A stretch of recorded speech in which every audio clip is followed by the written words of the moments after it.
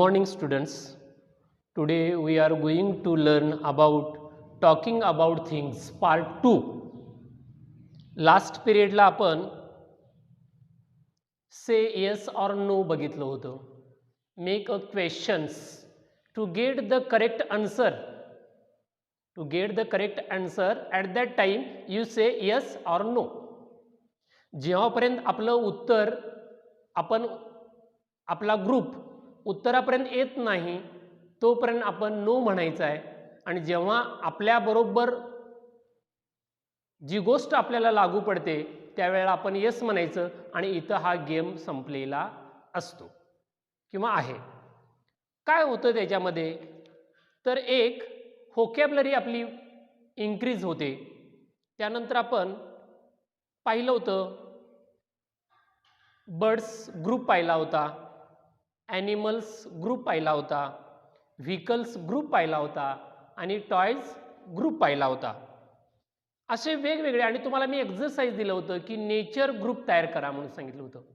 म्हणजे नेचरमध्ये ज्या ज्या तुम्हाला गोष्टी आढळतात ते तुम्ही काय करायचं आहे नोट डाऊन करायचं आहे अँड राईट करेक्ट स्पेलिंग. त्याचं स्पेलिंग हे तुम्ही काय करायचं आहे करेक्ट लिहायचं आहे. त्यानंतर आपण जो भाग आता पाहणार आहोत तो म्हणजे टॉकिंग अबाउट थिंग्स. यामध्ये टॉकिंग अबाउट थिंग्समध्ये आपण काही पद आपण बघणार आहोत. प्रिपोजिशन्स आणि ही प्रिपोजिशन्स आपण बघत असताना या प्रिपोजिशन्स मी तुम्हाला नंतरच्या पिरियडला मी नंतर देणार आहे. पण तत्पूर्वी आपण या प्रिपोजिशनचा वापर करून पेज नंबर 12 वरती दाखवल्याप्रमाणे फर्स्ट ॲक्टिव्हिटी रीड अलाउड मोठ्यानं वाचायचं आहे. रीड अलाउड मीन्स मोठ्याने वाचणे. आता इथं त्यांनी दिलंय एक माऊस हॅट आणि त्याची वेगवेगळ्या पद्धती वेगवेगळी पोझिशन्स आणि त्याचं डिस्क्रायबिंग इथं आपल्याला आता करायचं आहे. चित्रामध्ये दाखवले बघा माऊस आहे हॅट आहे. पोझिशननुसार आपण त्याची सेंटेन्स बनवणार आहोत. सेंटेन्स बनवत असताना त्या पोझिशन कशा पद्धतीचे आहे. Look here first picture. Where is the mouse? Listen carefully. Where is the mouse? आणि त्याची प्रत्येकाची एक वाक्य दिलेली आहेत. तो उंदीर कुठं बसलाय, कशामध्ये बसलाय ते सांगायचं आहे. कशामध्ये बसलाय. मी तुम्हाला प्रिपोजिशनचा पाठवणार आहे, पिरियड घेणार आहे त्यावेळेला तुमच्या लक्षात येईल. तरी पण सांगून ठेवतो तुम्हाला की इन म्हणजे आत. इन म्हणजे आत. आता तो उंदीर कशामध्ये बसलेला आहे. टोपीमध्ये बसलेला आहे. आत टोपीच्या आत बसलेला आहे. बघा चित्रामध्ये तुम्हाला बघायला मिळतं किंवा पेज नंबर 12 वरती फर्स्ट ॲक्टिव्हिटी दिलेली आहे. रीड अलाउडमध्ये तुम्हाला फर्स्ट पिक्चर दिलेला आहे आणि त्याचे सेंटेन्स बनवायला सांगितलं. मग ते सेंटेन्स कसं बनणार आहे तुम्हाला एक सॅम्पल दिलेलं आहे त्यांनी बघा. There is a mouse in the hat. There is a mouse in the hat. दुसऱ्या पद्धतीनं वाक्य कसं बनवलंय बघा तेच. The mouse is in the hat.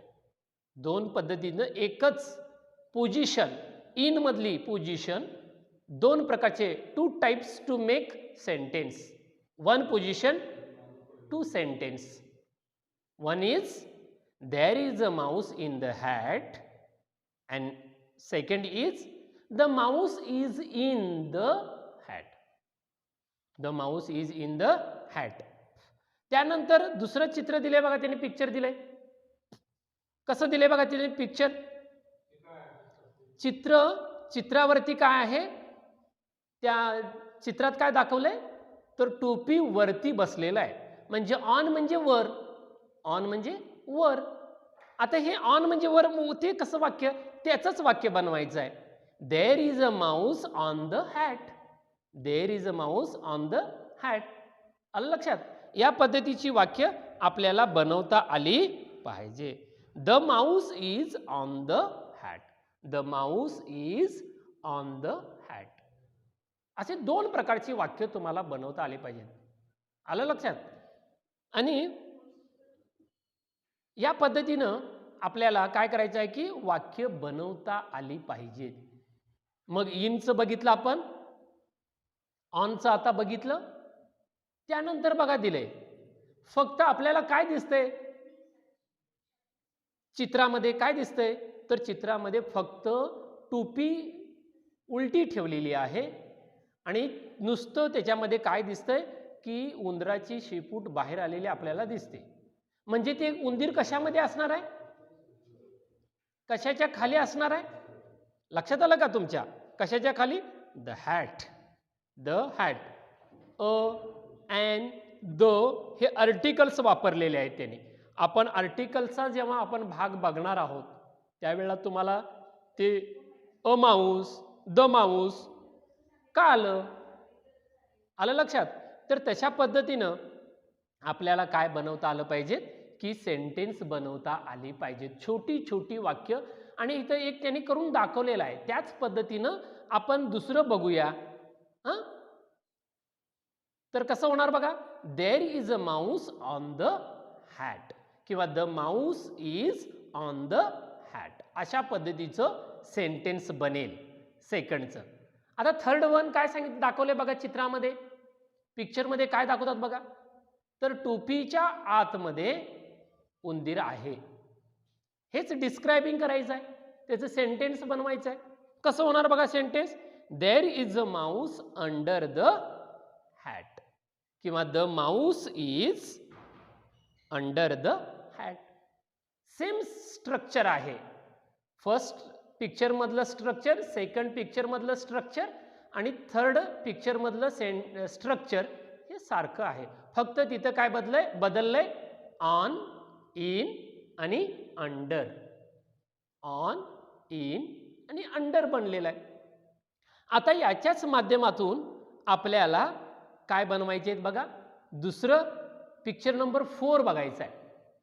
Picture number 4 बघायचं आहे. तर पिक्चर नंबर 4 काय सांगते बघा.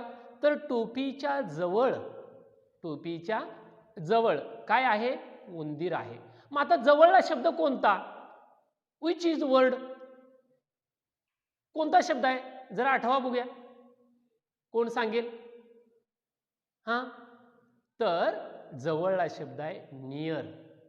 NEAR. नियर मीन्स जवळ. मग आता हेच वाक्य तिथं वापरायचं आहे आपल्याला. हेच वाक्य आपल्याला वापरायचं आहे. कसं वापरता येईल आपल्याला बघा बघूया. तर there is a mouse near the hat. There is a mouse near the hat. किंवा दुसरं वाक्य कसं होईल बघा. The mouse is near the hat. कसं होणार? The mouse is near the hat. अशा पद्धतीचं वाक्य होणार आहे. आलं लक्षात? त्यानंतर चौथा भाग त्यांनी दिलाय. काय चौथा भाग दिलाय बघा त्यांनी. Next picture. त्या टोपीच्या अगदी समोरच्या बाजूला ते उंदीर काय उभा राहिले किंवा आहे. आलं लक्षात?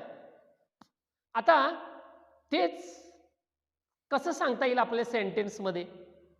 There is a mouse in front of the hat. There is a mouse in front of the hat किंवा the mouse is in front of the hat. लक्षात येतं का बघा तुमच्या?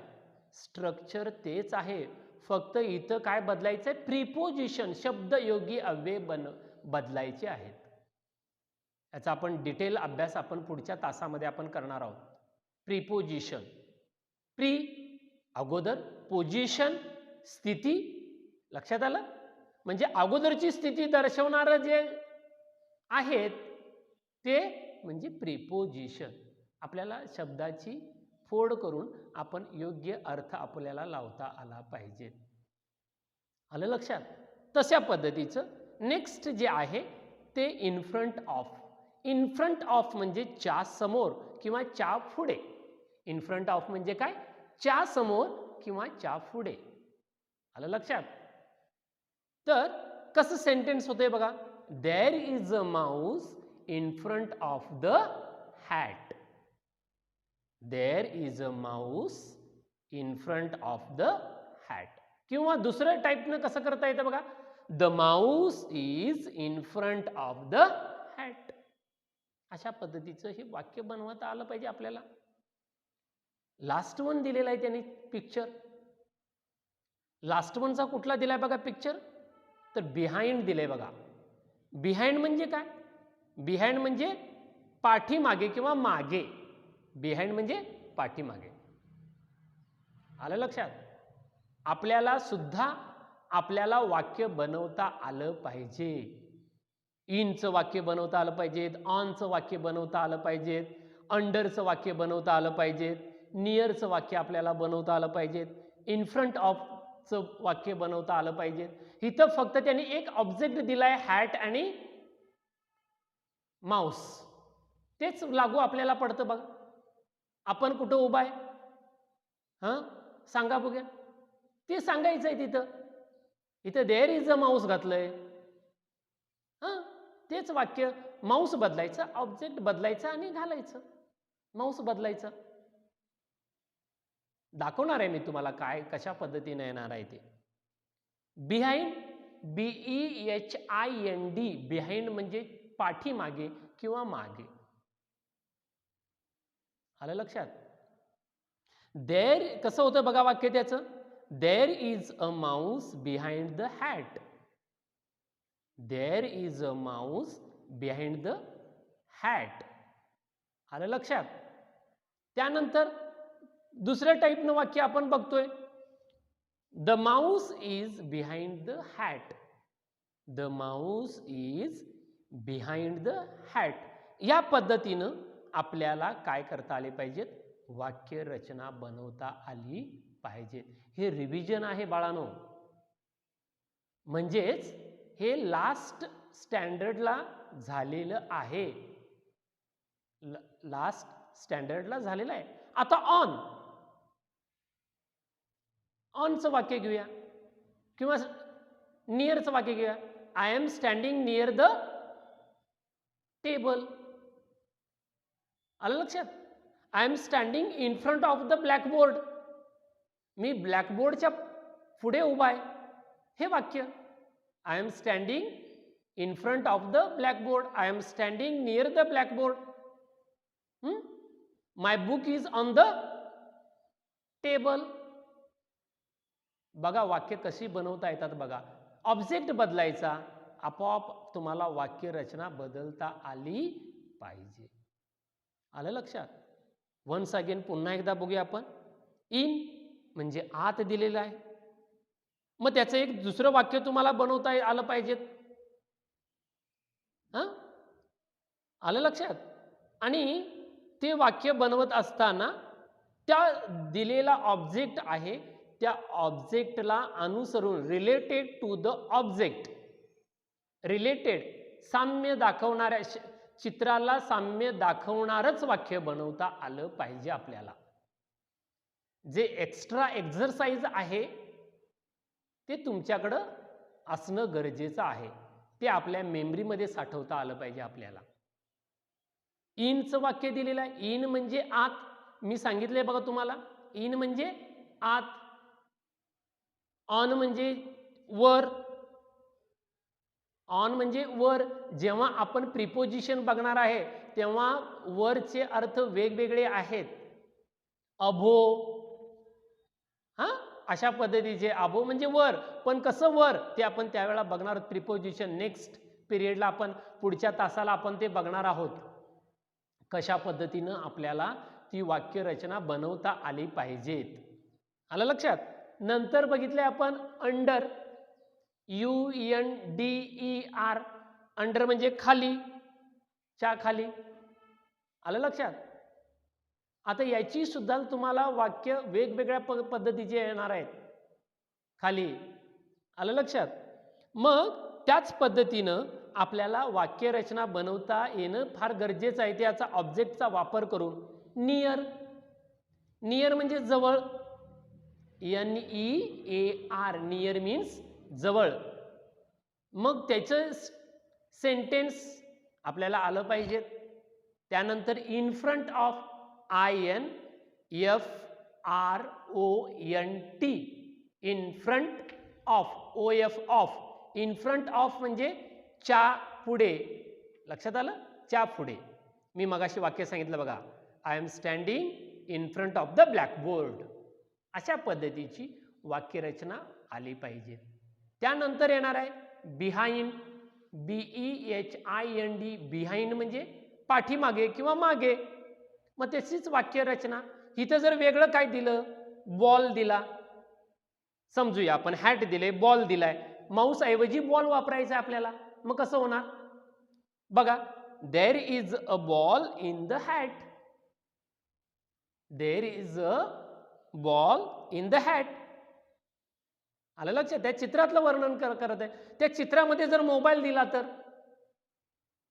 त्या हॅटमध्ये आणि मोबाईल दिला तर वाक्यरचना वेगळी येणार आहे. फक्त तेवढं, there is a mobile in the hat. Pen असेल, तिथं चित्रामध्ये काय दाखवलंय त्या पद्धतीनं रिलेटेड, त्याला को रिलेटेड आपल्याला सेंटेन्स बनवता आली पाहिजेत. चित्राचं वर्णन करता आलं पाहिजे. Describing picture. आलं लक्षात? चित्राचं वर्णन करता आलं पाहिजे. हे टॉकिंग अबाउट थिंग्स मध्ये आपण बघितलंय. तशीच सेम आपण पाठीमागे बघितलंय.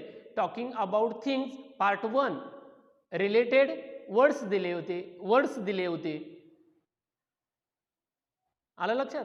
ग्रीन बॉक्समध्ये आणि त्याच्या आतमध्ये पिक्चर्स दिली होती, व्हेरियस टाईप ऑफ पिक्चर्स. आणि त्याची आपण छोटी छोटी काय बनवली होती, फ्रेजेस बनवल्या होत्या. तशाच पद्धतीचं इथं सुद्धा छोटी, पहिल्या पार्ट 1 मध्ये आपण छोटी वाक्य बघितली होती. आता इथं मात्र थोडी जरा सर मोठी ब्रॉड होत गेली. कारण पुढं आपण एक एक दिवसानं काय होत चाललोय, पुढं डेव्हलप होत चाललोय. आणि तशाच पद्धतीनं आपली सेंटेन्स स्ट्रक्चर सुद्धा आपण पुढं जाणार आहोत. आलं लक्षात? या पद्धतीनं वाक्य दिलेले आहेत. मी तुम्हाला बॉलचं उदाहरण सांगितलंय, मोबाईलचं उदाहरण सांगितलं, पेनचं तुम्हाला सांगता येईल. मी स्वतःचं उदाहरण सांगितलं, I am standing in front of the blackboard, I am standing near the table. आलं लक्षात? I am standing on the table, मी टेबलवरती उभा आहे.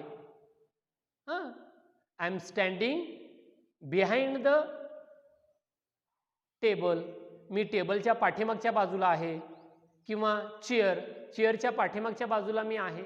म्हणजे ऑब्जेक्ट बदलला की तुमचं वाक्य तसंच ठेवायचं, फक्त तिथला ऑब्जेक्ट बदलायचा. दिलेला घटक आहे तो घटक तुम्हाला बदलता आला पाहिजे. आता नंतरचं वाक्य त्यांनी दिले बघा खाली, look at the pictures and frame at least 3 sentences for each of these words. प्रत्येकाचे आपल्याला 3-3 वाक्य बनवता आली पाहिजेत. इन आणि पिक्चर दिले बघा, old woman selling some things.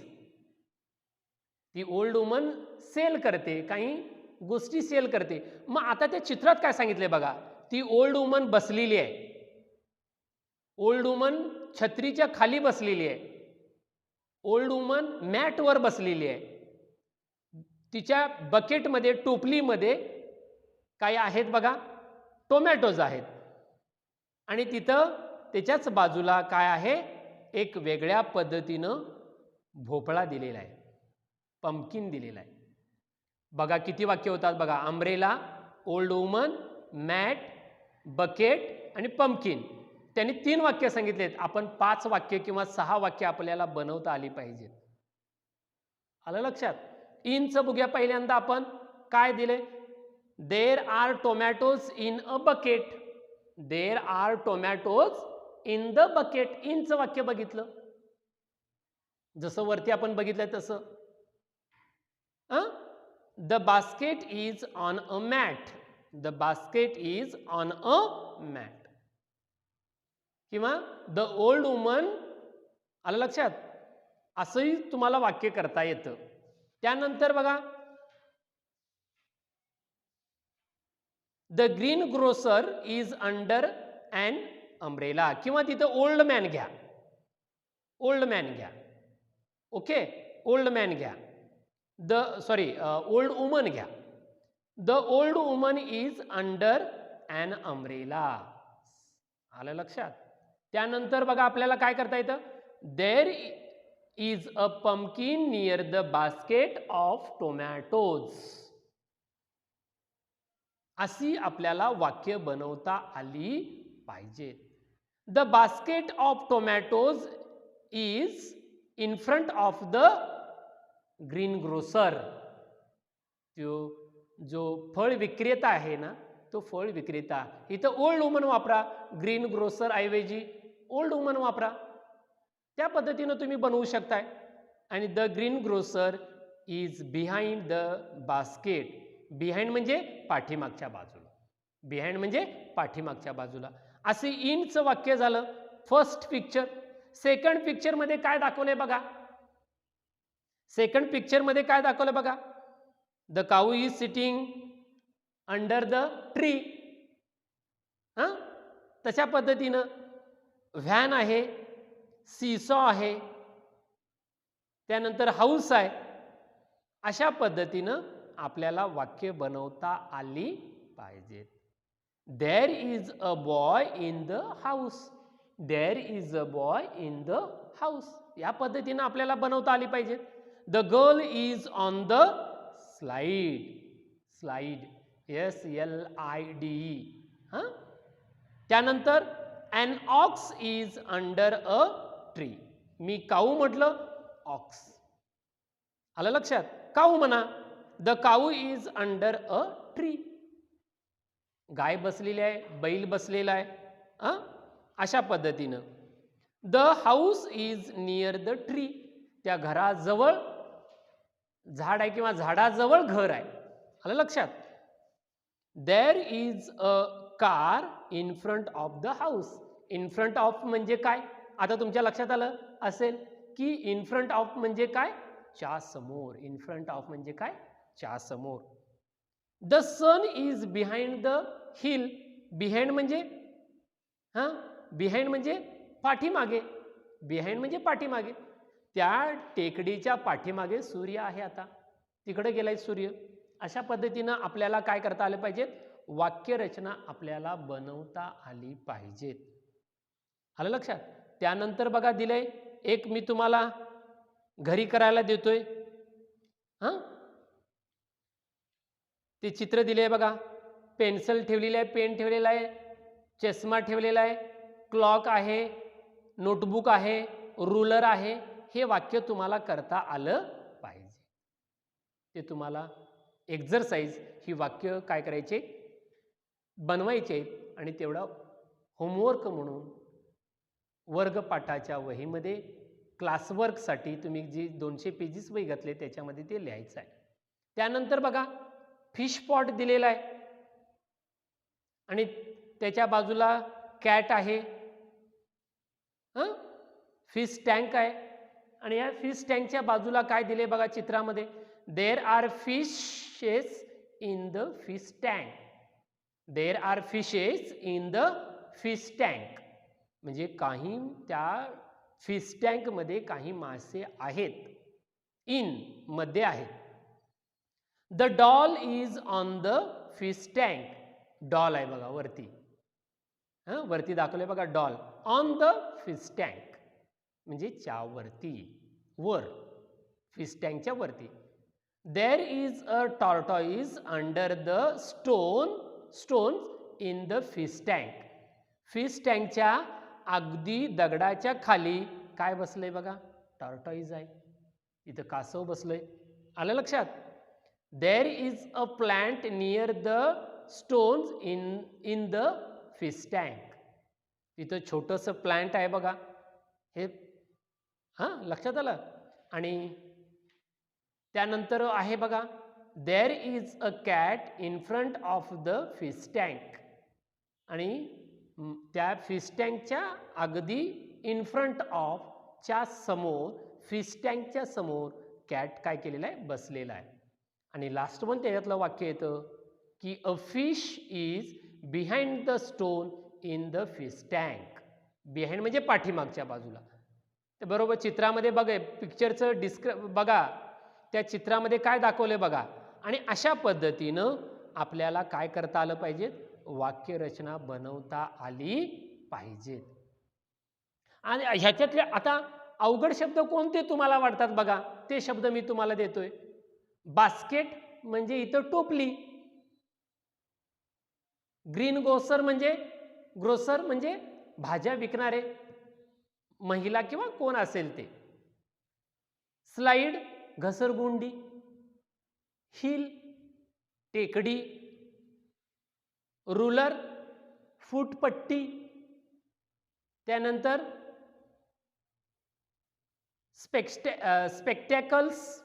Spectacles means चष्मा, फिश टँक मासे पाळण्याकरता वापरण्यात येणारी टाकी. आलं लक्षात? टॉर्टॉइज कासव.